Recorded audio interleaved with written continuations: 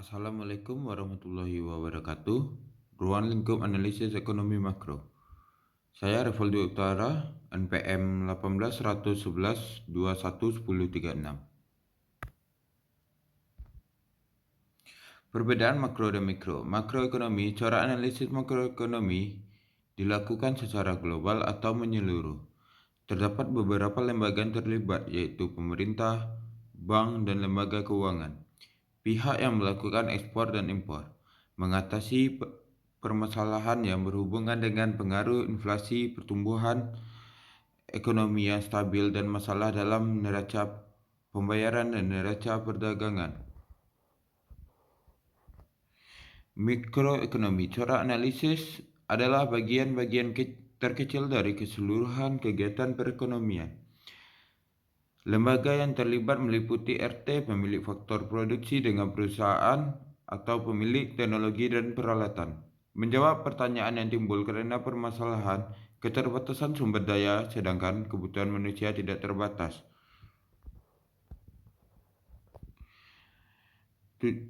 Untuk tujuan tercapai efisiensi penggunaan sumber daya dengan tercapainya kepuasan maksimal. Masalah utama dalam perekonomian. 1. Masalah pertumbuhan ekonomi. 2. Masalah ketidakstabilan kegiatan ekonomi. 3. Masalah pengangguran dan inflasi. 4. Masalah neraca perdagangan dan neraca pembayaran.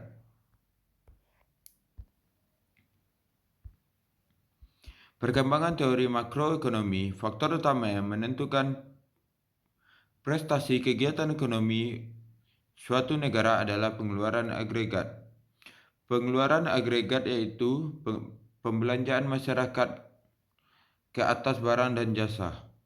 Dalam sistem pasar bebas, penggunaan tenaga kerja penuh tidak selalu tercipta, diperlukan usaha dan kebijakan pemerintah.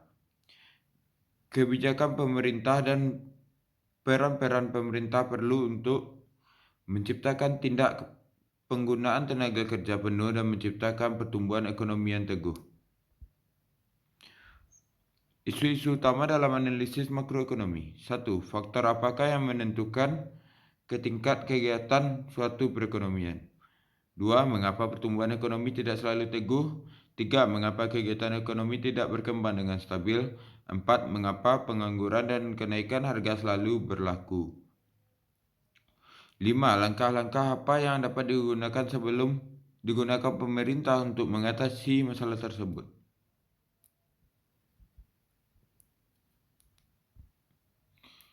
Alat pengamat prestasi kegiatan ekonomi. Beberapa jenis data makroekonomi dapat digunakan untuk menilai prestasi kegiatan ekonomi pada periode tertentu dan perubahan tiap periode. Alat pengamat tersebut antara lain adalah 1. Pendapatan nasional, pertumbuhan ekonomi dan pendapatan per kapita.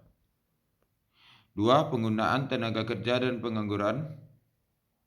3. Tingkat perubahan harga dan inflasi. 4. Neraca perdagangan dan neraca pembayaran. Pertumbuhan ekonomi. Pertumbuhan ekonomi didefinisikan sebagai perkembangan kegiatan dalam perekonomian yang menyebabkan barang dan jasa yang diproduksi dalam masyarakat bertambah.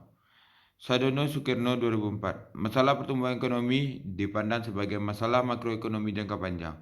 Peningkatan pertumbuhan ekonomi karena 1. Faktor produksi mengalami peningkatan dalam jumlah dan kualitasnya. 2. Investasi yang dilakukan meningkatkan jumlah barang modal. 3. Teknologi yang selalu berkembang. 4. Tenaga kerja bertambah karena bertambahnya penduduk.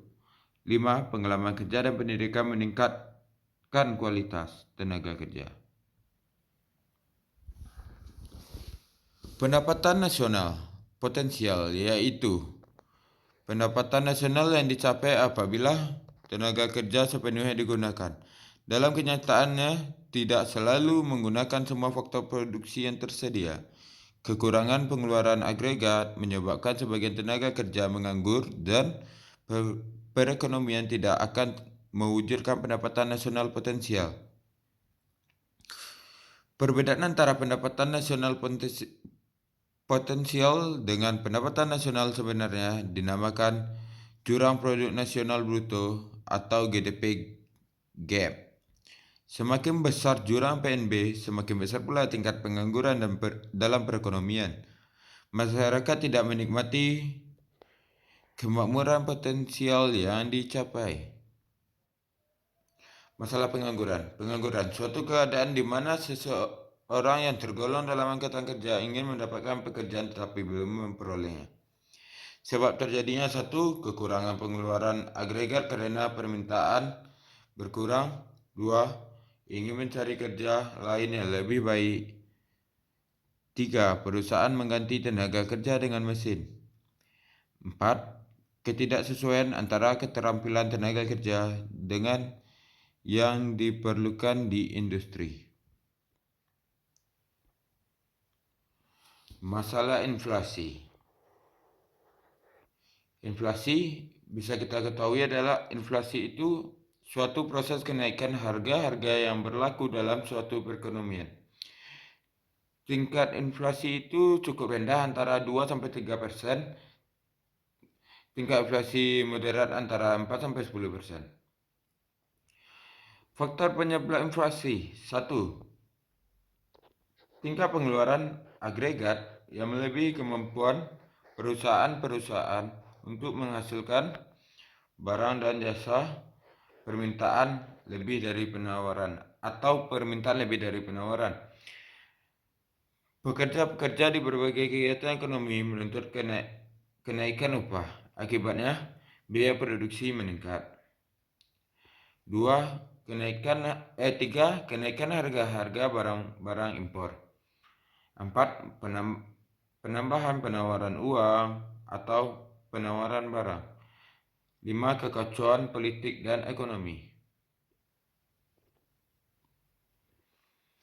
Selanjutnya, ketidakseimbangan neraca pembayaran. Kegiatan ekspor impor merupakan bagian penting dari kegiatan perekonomian suatu negara. Di samping itu, terjadinya aliran keluar dan masuk dana atau investasi. Impor yang berlebihan dapat mengurangi kegiatan ekonomi karena permintaan barang LN lebih besar daripada DN. Turunnya permintaan DN menyebabkan terjadinya pengangguran. Di samping itu, modal dari dalam negeri akan mengalir keluar. Hal ini menyebabkan nilai mata uang domestik turun. Neraca pembayaran, suatu ringkas pembukuan yang menunjukkan aliran pembayaran yang dilakukan dari negara lain ke dalam negeri dan dari dalam negeri ke negara lain dalam suatu tahun tertentu.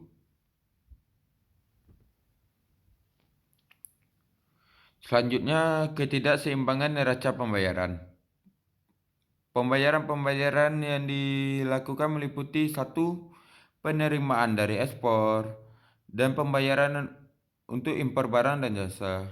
2. Aliran masuk penanaman modal asing dan pembayaran penanaman modal ke luar negeri. 3. Aliran keluar masuk modal jangka pendek. Contohnya seperti mendepositkan uang di luar negeri, atau yang lebih singkatnya yaitu kita menabung di bank di luar negeri. Dalam neraca pembayaran ada neraca perdagangan, menunjukkan perimbangan di antara ekspor dan impor.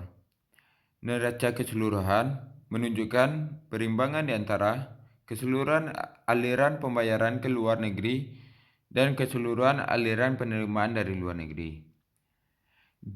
Defisit neraca pembayaran berarti pembayaran luar negeri melebihi penerimaan dari luar negeri. Kebijakan makroekonomi. Tujuan kebijakan makroekonomi ada 5. 1. Menstabilkan kegiatan ekonomi. 2. Mencapai tingkat penggunaan tenaga kerja penuh tanpa inflasi. 3. Menghindari masalah inflasi. 4. Menciptakan pertumbuhan ekonomi yang teguh. 5. Mewujudkan kekukuhan neraca pembayaran dan kurs valuta asing. Menstabilkan kegiatan ekonomi. 1. Tingkat penggunaan tenaga kerja tinggi. 2. Tingkat harga-harga tidak menunjukkan perubahan yang berarti. 3. Terdapat keseimbangan antara ekspor dan impor dan lalu lintas modal dari atau ke luar negeri.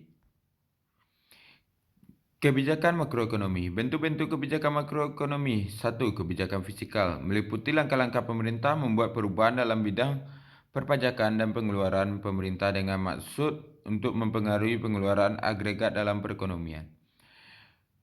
2. Kebijakan moneter meliputi langkah-langkah pemerintah yang dilaksanakan oleh Bank Sentral untuk mempengaruhi atau mengubah penawaran uang dalam perekonomian atau mengubah suku bunga dengan maksud untuk mempengaruhi pengeluaran agregat. 3. Kebijakan segi penawaran. Bertujuan untuk mempertinggi efisiensi kegiatan perusahaan-perusahaan sehingga dapat menawarkan barang-barangnya dengan harga yang lebih murah atau dengan mutu yang lebih baik. Kebijakan segi penawaran. Kebijakan segi penawaran menekankan kepada 1. Meningkatkan kegairahan tenaga kerja untuk bekerja. 2. Meningkatkan usaha para pengusaha untuk mempertinggi efisiensi kegiatan produksinya. 3. Mengembangkan infrastruktur. 4. Mengembangkan kegiatan usaha sektor swasta. Untuk itu maka pajak pendapatan rumah tangga dikurangi. 2. Pemerintah memberikan insentif atau pengurangan pajak kepada perusahaan yang melakukan inovasi menggunakan teknologi canggih. Cukup sekian presentasi dari saya. Apabila ada kesalahan, saya mohon maaf. Sekian dan selamat malam.